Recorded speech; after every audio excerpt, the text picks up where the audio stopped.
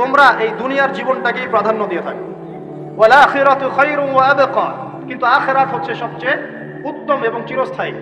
প্রিয় ভাই এবং বোনেরা যারা আলোচনা শুনছেন, আজকে আমাদের প্রথম সবক হওয়া উচিত দুনিয়ার নেশায় আমরা না পড়ি। আল্লাহ পাক আমাদেরকে তৌফিক দান। এর মানে এই না আমরা দুনিয়ার প্রোগ্রেসে যাব না, অবশ্যই যাব, আমরা অবশ্যই যাব। পুরো নেশন জাতিগতভাবেই আমাদেরকে এই ওয়ার্ল্ডের সমকক্ষ তো হতে হবে, হবে কি না? আমরা কি ওয়ার্ল্ডের সমকক্ষ হতে পেরেছি? আপনাদের কি মনে হয় বিলস, ইন্ডাস্ট্রিজ, ফ্যাক্টরিজ, সেতু, ফ্লাইওভার এইগুলো করলেই মনে হয় যে ওয়ার্ল্ডের সমকক্ষ হওয়া যায়? প্রত্যেক জনগণ ভিতর থেকে সুখী কিনা, তাদের অন্ন, বস্ত্র, চিকিৎসা, শিক্ষা, বাসস্থান, এই যে মৌলিক চাহিদা, বেকারত্ব ঘোচানো, তিন বেলা খেয়ে পরে বাঁচা, জীবনের অধিকার, সিকিউরিটি, এই জিনিসগুলো আমাদের নিশ্চিত হচ্ছে কিনা, এটা হচ্ছে আপনার উন্নতির মানদণ্ড। উন্নতির মানদণ্ড কি? আমরা এখন যেখানে আছি না, 1776 সালে অ্যাডাম স্মিথ তার চেয়ে আগের জায়গায় ছিল। 1776 সালে অ্যাডাম স্মিথ একটা বই লিখেছেন, তার নাম হচ্ছে যে দ্য ওয়েলথ অফ নেশন, এই কিভাবে একটা রাষ্ট্রের ওয়েলথ ফাংশন করে। ওই 1776 সালে তিনি যে চিন্তাগুলো করেছেন, এখন পর্যন্ত আমরা সেই চিন্তা বাস্তবায়ন করতে পারি নাই। 1776 সালের চিন্তা, কিন্তু ওই চিন্তা বাস্তবায়ন করেছে পশ্চিমারা। পশ্চিমা সভ্যতা যেটা আপনি দেখছেন দাঁড়িয়ে আছে, এই একটা বইয়ের উপর দাঁড়িয়ে আছে। যেমন একটা এক্সাম্পল দিই, আলোচনা কঠিন হয়ে যাবে, অন্যদিকে যাব। আমরা মনে করি যে অর্থনীতি আমরা নিয়ন্ত্রণ করব, ঠিক আছে, অর্থনীতির পুরো বিষয়গুলো আমরা নিয়ন্ত্রণ করে আমরা সমৃদ্ধি নিয়ে আসবো। আসলে বিষয়টা কি জানেন? অর্থনীতির নিজের একটা ফ্লো আছে, ও নিজেই নিজেকে নিয়ন্ত্রণ করে, এবং তার উপর একটা ইনভিজিবল হ্যান্ড থাকে, অদৃশ্য হাত, যেটা আমরা বলি আল্লাহ রাব্বুল আলামিন। আল্লাহ রাব্বুল আলামিন এই পুরো অর্থনীতিকে নিয়ন্ত্রণ করে। আমরা যখন সেটাকে ইন্টারফেয়ার করতে যাব, তখন ইকোনমি কলাপস করে যাবে। এটি করছে কলাপস। আরো ব্যাপার আছে, শুধু ব্যবসা, অর্থনীতি, এক্সপোর্ট ইম্পোর্ট, এগুলোকে তিনি জাতির মানদণ্ড বলতেন না। তিনি বলতেন যতক্ষণ পর্যন্ত জাতির প্রত্যেক ব্যক্তির মধ্যে এথিক্স না আসবে, নীতি যতক্ষণ পর্যন্ত না আসবে, আপনি করাপশন থামাতে পারবেন না। তাই হয়েছে না? শুধু ব্যবসা না, আদর্শ কতটুকু আছে। এই যে আপনি দেখছেন বিভিন্ন জায়গায় ভেজাল খাবার খাওয়াচ্ছে, ওদেরকে টাকার অভাব আছে? ওদের টাকার কিন্তু অভাব নাই। নেম ফ্রেমের কোনো ঘাটতি আছে? এস্টাবলিশড বিজনেস, তাহলে কেন আপনাকে ভেজাল খাওয়াবে? কারণ তার মধ্যে এথিক্স নাই, নীতি নাই। এই জন্য জাতির প্রত্যেক সদস্যকে, মানে প্রত্যেক জনগণের প্রত্যেককেই আগে নীতিগত শিক্ষা দেওয়া উচিত। আর এই কাজটাই করে ইসলাম, বলে সুবহানাল্লাহ। এই এথিক্স এবং নীতি শেখায় কে? ইসলাম। ইসলামের চেয়ে সার্বজনীন ভাবে এবং যুগোপযোগী ভাবে কেউ এথিক্স শেখাতে পারবে না। কাগজে কলমে অনেকে অনেক কথা বলতে পারে, প্র্যাকটিক্যালি শেখাবে কে? ইসলাম। এখন বলতে পারেন তাহলে মুসলিমদের মধ্যে দুর্নীতি কেন, মুসলিমদের মধ্যে কেন এই সমস্যাগুলো হয়? উত্তর একটাই, ওই যে স্যার বলে গেলেন, আমি বিভিন্ন ওয়াজে যে এক এক জায়গায় এক এক কথা বলে। উত্তরটা কি? উত্তরটা হচ্ছে যে কোরআন এবং সুন্নাহর সঠিক যে শিক্ষাটা আছে, এই শিক্ষাটা আমরা অনেকেই বাস্তবায়ন করতে পারছি না। এটা আমাদের ব্যর্থতা। এটা কাদের ব্যর্থতা? এটা আমাদের ব্যর্থতা। এখানে আমাদের ব্যক্তি স্বার্থ থাকতে পারে, এখানে আমার জ্ঞানের স্বল্পতা থাকতে পারে, আমার ভিতরে অহংকার থাকতে পারে, বা আমি অল্প শিক্ষিত হতে পারি, এবং এমন হতে পারে আমার জ্ঞানটা যুগোপযোগী না। ইসলামিক জ্ঞান আমার মধ্যে আছে, কিন্তু কিভাবে এই জ্ঞান দিয়ে ওয়ার্ল্ডকে ডিল করবো, এই জ্ঞানটা আমার মধ্যে নাই। এই কারণে আমরা হয়তোবা ইসলাম, কোরআন সুন্নাহ হাতে থাকার পরেও এই সমস্যাগুলো ফেস করছি। প্রথম সমস্যা হচ্ছে বস্তুবাদিতা। আল্লাহর আখিরাতে কতটুকু দাম আছে দুনিয়ার? আল্লাহ পাক বলছেন একটা মাছির পাখার সমানও না। একটা মাছির পাখার কি দাম আছে আপনার কাছে? আল্লাহ পাক বলছেন পুরো দুনিয়ার দাম আমার কাছে যদি একটা মাছির পাখার সমান হতো, তাহলে এই দুনিয়াতে কোনো কাফের মুশরিক পানি পান করতে পারতো না। তার মানে এই দুনিয়াতে যা করো, আমার তো কোনো দামই নাই দুনিয়া। কালকেই তো আমি দুনিয়া ধ্বংস করবো। আর ওই যে দুই জাতির কথা বললাম, জিন এবং মানব জাতি, আপনারা সূরা আর রহমান পড়বেন। রহমান নামটা অনেক ব্যাপক, দয়াময়ের নাম, তার মানে আল্লাহ পাক মার্সিফুল, মোস্ট মার্সিফুল। কিন্তু এই সূরা আর রহমানেই একটা ভয়ঙ্কর আয়াত আছে, কি? সানাফরুগু লাকুম আইয়ুহাস সাকলান। হে মানুষ এবং জিন, শীঘ্রই আমি তোমাদের দুইটা জাতিকে ডিল করার জন্য ফারেক হচ্ছি, অপেক্ষা করতে থাকো। মানে আল্লাহ পাক কুল্লু ইয়াউমিন হুয়া ফি শাআন, মানে আল্লাহ পাক কি করেন? সব সময় তার কাজে ব্যস্ত আছেন। মহাবিশ্বের তো গ্রহ, নক্ষত্র, গ্যালাক্সির অভাব নাই, মাখলুকের কোনো অভাব নাই। আল্লাহ পাক প্রত্যেকটা মুহূর্তেই তার কাজে ব্যস্ত আছেন, তার কাজে শানে ব্যস্ত আছেন। কিন্তু এই ব্যস্ততা থেকে ফারেক হবেন কাদের জন্য? মানুষ আর জিনের জন্য। সুবহানাল্লাহ, মানুষ আর জিনের জন্য। আল্লাহ পাক বলেন সানাফরুগু লাকুম আইয়ুহাস সাকলান। দাঁড়াও, দুনিয়ার মধ্যে এইসব করে বেড়াচ্ছ, তোমাদের দুই জাতির জন্য আমি অচিরেই ফারেক হব ইনশাআল্লাহ। ওইটাই হলো কিয়ামতের দিন। যদি ওই দিনটা আমরা মাথায় রেখে চলি, ইনশাআল্লাহ আমরা কেউ বস্তুবাদী হব না ইনশাআল্লাহ। আল্লাহ পাক আমাদের সবাইকে দুনিয়া মুসাফিরের মতো থাকার তৌফিক দান করুন। আমরা উন্নতি করব, অবশ্যই অগ্রগতি করব, আমরা সবকিছুই করব, কিন্তু দুনিয়ার পূজায় ডুবে যাব না। এটা একটা বড় চ্যালেঞ্জ। মানে মধ্যমপন্থী থাকতে হবে, না একদম গোলালু মার্কা আর না চরমপন্থী, মাঝামাঝি থাকার চেষ্টা করতে হবে। আল্লাহ তৌফিক দান করুন। ঢাকাবাসীর জন্য এর চেয়ে বড় কোনো নসিহত হতে পারে না। ঢাকা থেকে, ঢাকার মতো যত মানে সিটিজ, মেগা সিটিজ আছে সারা ওয়ার্ল্ডে, তাদের জন্য এটাই প্রথম নসিহত, বস্তুবাদিতা ত্যাগ করতে হবে। বস্তুবাদিতা। আল্লাহ পাক আমাদের সবাইকে বাকির খাতা পূর্ণ করার তৌফিক দান করুন। এখন একটা লক্ষ্য পেলাম, কি জন্য দুনিয়া এসেছি? আল্লাহর ইবাদত করার জন্য। এখন অনেকে ভুল বুঝে প্রশ্ন করতে পারে, তাদের জ্ঞানের স্বল্পতা। আমি ওদেরকে দোষারোপ করবো না, কারণ আমাদের শিক্ষার সমস্যা আছে। আমরা তো সবার মাঝে ইসলামিক সার্বজনীন শিক্ষা দিতে পারছি না। এই কারণে অনেকে প্রশ্ন করতে পারে, তাহলে কি সারা জীবন আল্লাহ বিল্লাহি করতে হবে?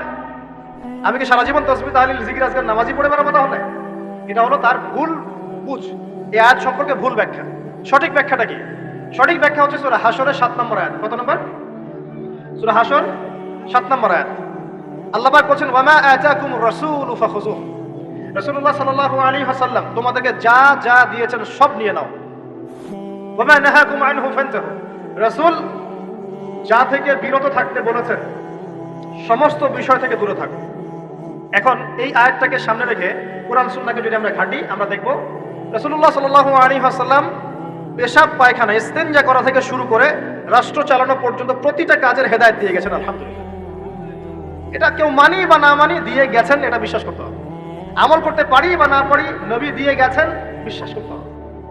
দলিল চাচ্ছেন, আপনি সহিহ বুখারী খোলেন, মুসলিম খোলেন, তিরমিজি, নাসাই, আবু দাউদ এগুলো খোলেন, দেখবেন আপনি ইস্তেনজা করবেন কিভাবে, বসবেন কিভাবে, ঢোকার সময় কোন পা দিয়ে ঢুকবেন, বের হওয়ার সময় কোন পা দিয়ে বের হবেন, ইস্তেনজা করার সময় কথা বলতে পারবেন কিনা, কতটুকু বলতে পারবেন, গোসল কেমন করে করবেন, ওযু কিভাবে করবেন, আপনি আগে কি পা থেকে শুরু করবেন নাকি হাত থেকে শুরু করবেন, কিভাবে নামাজ পড়বেন, আগে গিয়ে কি সিজদা করবেন নাকি ইকামত হবে, আজান হবে, আল্লাহু আকবার তাকবীর দিবেন, কিভাবে নামাজ শেষে বের হয়ে আপনি ব্যবসায় চলে যাবেন, কিভাবে আপনি ব্যবসা করবেন, কিভাবে চাকরি বাকরি করবেন, সমাজের মানুষের সাথে মেলামেশা করবেন, মানুষকে দিনের দাওয়াত দিবেন, ইভেন কিভাবে আপনাকে যদি আল্লাহ ক্ষমতা দেন আপনি কিভাবে সোসাইটি মেনটেন করবেন, সমাজ এবং রাষ্ট্র মেনটেন করবেন, প্রতিটা হেদায়েত খুঁটিনাটি কোরআন এবং সুন্নাহ দিয়েছে আমাদেরকে। এই বিশ্বাস আগে রাখতে হবে। এই বিশ্বাস না রাখলে কেউ মুসলিম হতে পারবে না। I am very sorry to say, এই বিশ্বাস না করলে কেউ মুসলিম হতে পারবে না। আগে বিশ্বাস, তারপরে কাজ করতে পারেন কিনা সেটা পরের ইস্যু। এবং আমি বলে দিচ্ছি, এই যুগে আপনি 100% পারবেন না। সিম্পল। এই যুগে আপনি 100% পারবেন না, এটা স্বাভাবিক। কারণ এই পুরো বিশ্বটা তো ইসলামাইজড না। পুরো বিশ্ব কি ইসলামাইজড? বরং পুরো বিশ্বটা কুফরের উপর আছে। কিসের উপর আছে? পুরো ওয়ার্ল্ডটাই কুফরের উপর আছে। পুরো ওয়ার্ল্ডটাই। একটা এক্সাম্পল আমি প্রমাণ করতে পারি, একটা এক্সাম্পল খালি। আল্লাহ পাক বলছে সূরা মুলক, রাতের বেলা পড়তে হয় না সূরা মুলক? রাতের বেলা সূরা মুলক পড়তে হয়, যে পড়বে তার কবরের আযাব হবে না ইনশাআল্লাহ। কবরের আযাব থেকে আল্লাহ পাক তাকে বাঁচাবেন ইনশাআল্লাহ। সূরা মুলক তেলাওয়াত করতে হবে রাতের বেলা। এই সূরার প্রথম আয়াতে আল্লাহ বলেছেন, তাবারাকাল্লাযী, বরকতময় সেই আল্লাহ, বিয়াদিহিল মুলক, যার হাতে পুরো মহাবিশ্বের ক্ষমতা। কার ক্ষমতা? তাবারাকাল্লাযী বিয়াদিহিল মুলক, বরকতময় সেই আল্লাহ, যার হাতে পুরো মহাবিশ্বের ক্ষমতা, সার্বভৌমত্ব। ক্ষমতার বাংলা কি বলতে পারি আমরা? এটাকে ইংরেজিতে আপনারা কি বলেন? আপনারা বলেন সভরেন্টি। কি বলেন? সভরেন্টি বিলংস টু আল্লাহ। এখানে সভরেন্টি বিলংস টু কে? আল্লাহ। কিন্তু এই পুরো বিশ্বের সার্বভৌমত্বের মালিক কি এখন আল্লাহর বাকি আছে? মানুষ নিজের হাতে নিয়ে নিয়েছে। কথা বুঝতে পারছেন না? পুরো বিশ্বে আল্লাহর সার্বভৌমত্ব চলে এখন, মানুষের সার্বভৌমত্ব চলে এখন। তো পুরো ওয়ার্ল্ডটাই কুফরের উপর আছে না? বিশ্বটাই কুফরের উপর। এখন বাদ দেন, এই ওয়ার্ল্ডে আপনি 100% ইসলাম ডিল করতে পারবেন না, সিম্পল। কিন্তু আগে বিশ্বাস করেন যে একদম টয়লেট থেকে শুরু করে আসমান পর্যন্ত সবকিছুই হেদায়েত কোথায় আছে, কোরআন শুনে আছে কি নাই? এখন মানতে পারি না, সেটা আলাদা ইস্যু। কেউ বিশ্বাস করেছে, মানতে পারে না, আল্লাহ তাকে মাফ করে দিবে ইনশাআল্লাহ। বিশ্বাস করেছি, মানতে পারিনি, আল্লাহ মানে বিশ্বাস করেছি, আমল করতে পারি নাই, হে আল্লাহ, আমল করতে গিয়েছি, প্রতিবন্ধকতা পেয়েছি, সমাজ এমন ছিল না, বিশ্ব এমন ছিল না, আমি পারি নাই, আল্লাহ মাফ করে দাও। ইনশাআল্লাহ আল্লাহ মাফ করে দিবে ইনশাআল্লাহ। আল্লাহ পাক বলেছেন, কারো আমল নামায় যদি শিরকের পাপ না থাকে, যে কোনো গুনাহ আল্লাহ যাকে ইচ্ছা মাফ করে দিবে।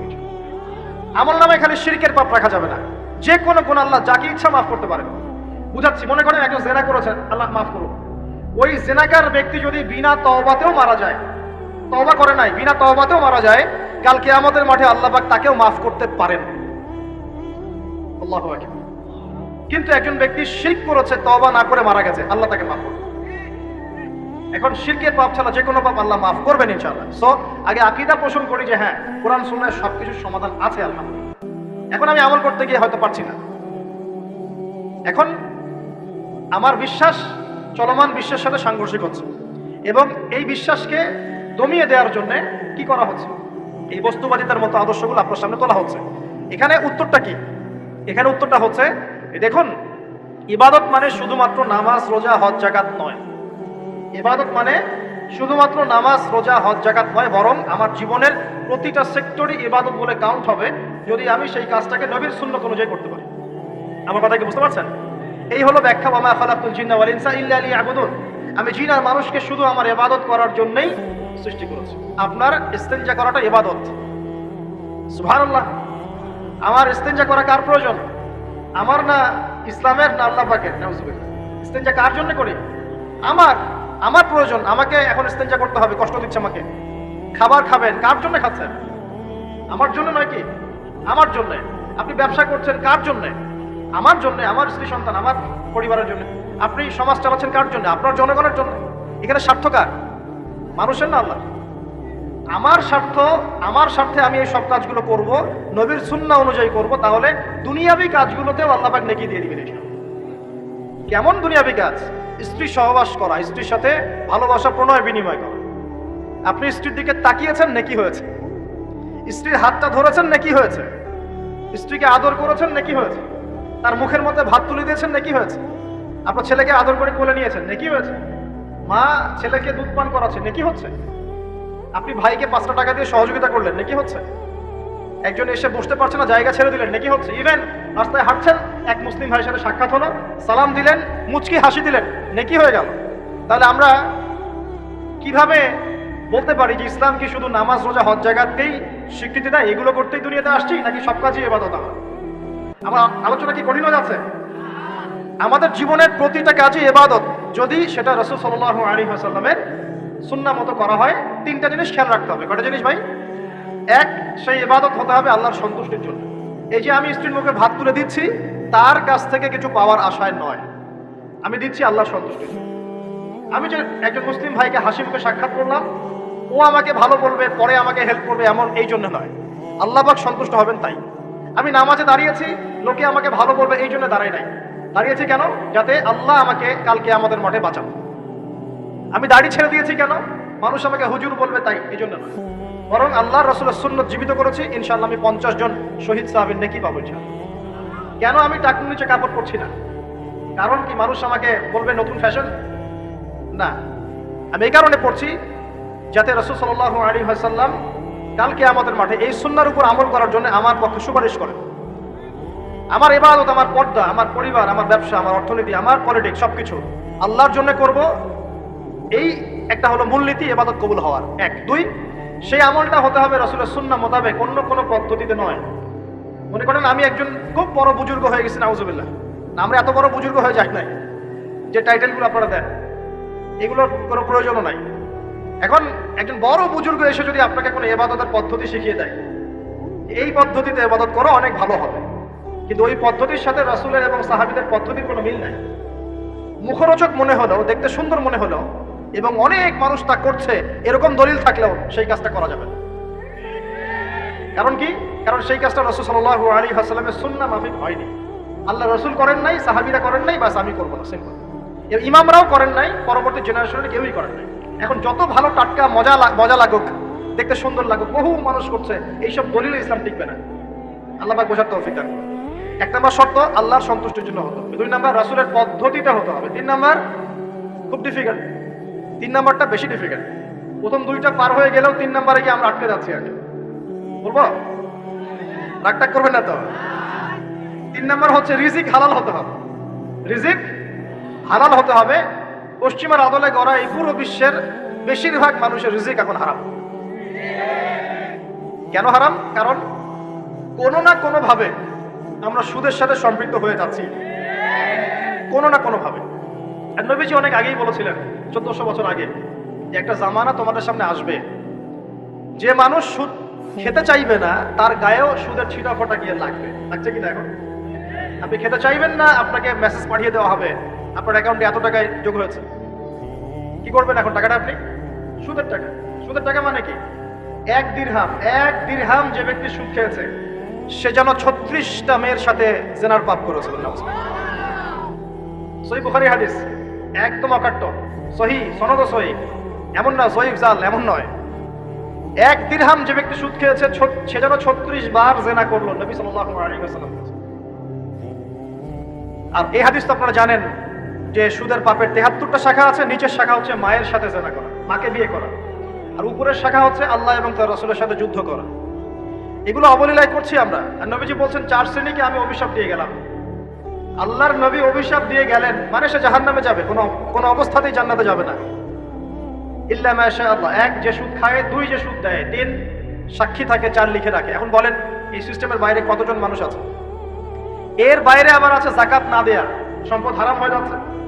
এর উপর আবার আছে ঘুষ যা না দিলে অনেক সময় চাকরি বাকরি হয় না। আস্তে আস্তে এগুলো আমরা ট্রেডিশন বানিয়ে নিয়েছি।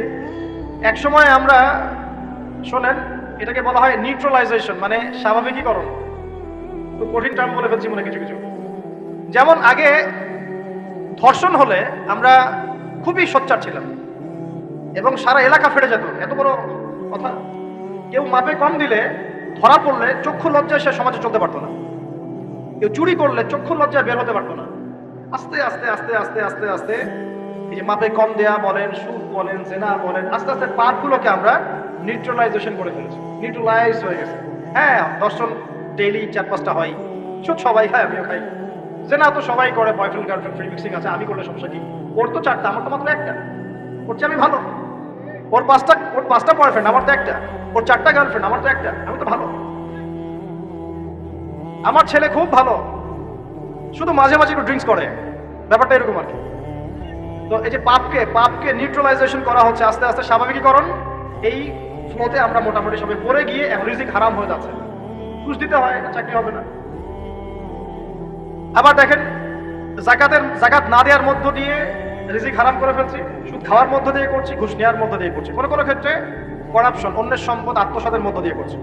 এর বাইরে যারা ব্যবসা করছি, আমরা যে দুধে দেওয়া তুলসী পাতা এমনও নয়, কোনো সময় মাপে কম দিচ্ছি। এই যে টাটকা জিনিস বলে ভেজাল খাওয়াচ্ছি, 3 দিনের বাসি তেল দিয়ে ইফতার রান্না করে খাওয়াই দিবে, বলবে একদম টাটকা জিনিস। রমজান মাস আসছে সামনে না, কত যে মানুষ বের হবে যারা তারাবির নামাজ পড়বে একদম 20 রাকাত, ওখানে রাকাত দিয়ে ঝগড়া হবে। ঠিক ওরাই যখন দেখবেন বিকালে দুপুরে ইফতার বিক্রি করবে, বিভিন্ন পণ্য বিক্রি করবে, দেখবেন যে দুনিয়ার বাসি পচা আপনাকে খাওয়াই দিবে। এই শ্রেণীর মানুষের ধারণা যে লা ইলাহা ইল্লাল্লাহ শুধু মসজিদে আছে, বাজারে নাই। এটা ধারণা, লা ইলাহা ইল্লাল্লাহ মুহাম্মাদুর রাসূলুল্লাহ, এটা মসজিদে আছে, বাজারে, সমাজে, অন্য জায়গায় নাই। এটা তাদের ধারণা। তাদের এই ধারণা অচিরেই ভাঙবে যখন মৃত্যুর দূত চলে আসবে। তখন বুঝবে লা ইলাহা ইল্লাল্লাহ একটা সার্বজনীন কালিমা, যেটা জীবনের সব ক্ষেত্রেই চলতে হবে। আল্লাহ পাক আমাদেরকে বোঝার তৌফিক দান। নবীজি বলছেন, দুনিয়া সিজনুল লিল মুমিন, দুনিয়া মুমিনদের জন্য কারাগার। কারাগার মানে যেখানে আমি স্বতন্ত্র স্বাধীন নই। এখানে প্রশাসন অনেক ভাই বোন আছেন, তারা জানেন কারাগার কি জিনিস। যারা 2-1 বার যাওয়া আসা করেছে ওরা জানে কি জিনিস। এখানে আপনার কোনো ব্যক্তি স্বাধীনতা নাই। আপনি আপনার ইস্তেঞ্জা করবেন, শিশি যেতে পারবেন না, আপনি পারমিশন নিতে হবে, তারা নিয়ে যাবে, তারপরে যেতে পারবেন, হ্যান্ডকাপ পরিয়ে। দুনিয়া সিজনুল লিল মুমিন, দুনিয়া মুমিনদের কারাগার। এখানে আপনি খেতে পারবেন না, খাবার আসবে তারপর খাবেন, ঘুমাতে পারবেন না, যখন ঘুমানোর আদেশ দিবে তখন ঘুমাতে পারবেন। কতক্ষণ ঘুমাবেন তাও ফিক্স করা। মানে কারাগার মানে কি? যেখানে আপনার ব্যক্তির স্বাধীনতা চলে না, যেখানে আমি চলবো একটা সিস্টেমের আওতায়। এখন নবীজি বলছেন দুনিয়াটাই হচ্ছে কারাগার। তাহলে এই দুনিয়ায় কেমন করে আমি প্রবৃত্তির দাসত্ব করতে পারি? কেমন করে আমি আল্লাহকে বলে নামাজ বাদ দিতে পারি? কেমন করে জাকাত সেই কবে ফরজ হয়েছে, মিল ইন্ডাস্ট্রিজ ফ্যাক্টরিজ করেছি, জাকাত দেই না। রমজান মাস যায় আসে, রোজাও রাখি না, তারাবি করতে পারি না। কোরআন আমার সামনে মানুষ তেলাওয়াত করে, কোরআন আমার ঘরে পড়ে আছে, শেলফের উপরে ধুলাও আছে, শেলফের উপরে কোরআন ধুলাওয়ালা, ধুলো মাখা। কোরআন পড়ার তৌফিক হয় না, নবীর হাদিসগুলো চর্চা করার তৌফিক হচ্ছে না, ইসলামিক বইপত্র পড়তে পারি না। এই কারাগারের জীবনে বসি আমি একটা মেয়ের পিছনে দৌড়াচ্ছি, মাদক খাচ্ছি, জেনা করছি, কোনো সময় ধর্ষণ করছি, কোনো সময় সুদ খাচ্ছি, ঘুষ খাচ্ছি, দুর্নীতি করছি, এই কারাগারের জীবনে বসে, যেখানে আমার কোনো ব্যক্তি স্বাধীনতা নাই। তাহলে কারাগারের জীবনের মেয়াদ যখন শেষ হবে, যখন তাকে এখান থেকে বের করে নিয়ে আসা হবে, অর্থাৎ মৃত্যু, তখন তার সাথে কি রকম রিমান্ডে আচরণ করা হবে এটা ভালো করে বুঝে নেন। নবীজি বলছেন আদ-দুনিয়া সিজনুল লিল মুমিন ওয়াল জান্নাতু লিল কাফির। কাফেরদের জন্য, মুশরিকদের জন্য এই দুনিয়াটা হচ্ছে জান্নাত। জান্নাত মানে কি? যা ইচ্ছা তাই করতে পারবেন। জান্নাত মানে কি? আপনি চাচ্ছেন আল্লাহ আমি এখন একটা খামর চাই, শরাব আপনার সামনে হাজির, চিন্তা করার সাথে সাথে। জান্নাত মানে কি? আল্লাহ আমি আপনাকে দেখতে চাই, আল্লাহকে আপনি দেখতে পারবেন। জান্নাত মানে কি? আপনি মধুর নহর, দুধের নহর, পানির নহর, শরাবের নহর, হুরে নিঈন চতুর্দিকে ঘোরাফেরা করছে। একজন নিম্নমানের জান্নাতি, মানে সবচেয়ে শেষের দিকে যারা জান্নাতে যাবে, তাদের সাথেই দুজন করে হুরে নিঈন, আহাল পরিবার তো আছেই, গিলমান পানপাত্র নিয়ে চারপাশে ঘোরাফেরা করবে। জান্নাত মানে কি? যেখানে যা ইচ্ছা তাই করা যাবে, বলার কেউ নাই, বাধা দেওয়ার কেউ নাই, সেখানে কোনো মৃত্যু নাই, সেখানে কোনো অহেতুক কথাবার্তাও নাই, কোনো গাল গল্প নাই, কোনো মিথ্যা নাই, কষ্টের ক্লেশ মাত্র নাই, থুতু ফেলতে হবে না। জান্নাত মানে থুতু ফেলতে হবে না। জান্নাত মানে হাঁচি হবে না, নাক ছাড়তে হবে না।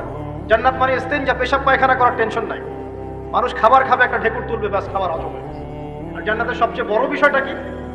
আল্লাহ পাককে আমরা এই চোখ দিয়ে দেখতে পারবো ইনশাআল্লাহ। আর তার সমকক্ষ একটা বিষয় হচ্ছে আল্লাহ পাক বলে দিবেন যে আমি তোমাদের সবার উপর সন্তুষ্ট হয়ে গেলাম, যাও কোনোদিন অসন্তুষ্ট